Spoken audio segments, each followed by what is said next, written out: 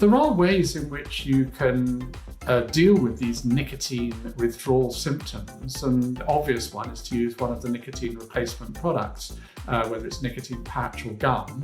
And we now recommend that if you're going to do that, that you use more than one.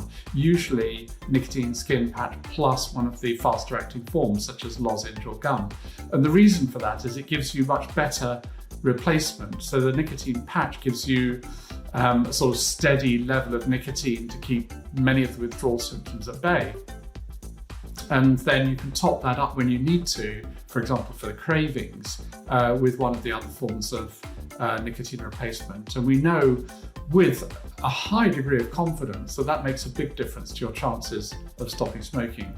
So that is one thing that you can do that would be relatively straightforward. I know a lot of people don't like to take nicotine. Well, why am I using nicotine to get off nicotine? But the reason is that it's not like a cigarette. It's not giving you nicotine anything like as rapidly as a cigarette. So it acts as a sort of buffer between having your nicotine from a cigarette, which is rather like sort of smoking crack. It's very, very rapid nicotine delivery, all the way through to being off nicotine altogether. So it really does make sense.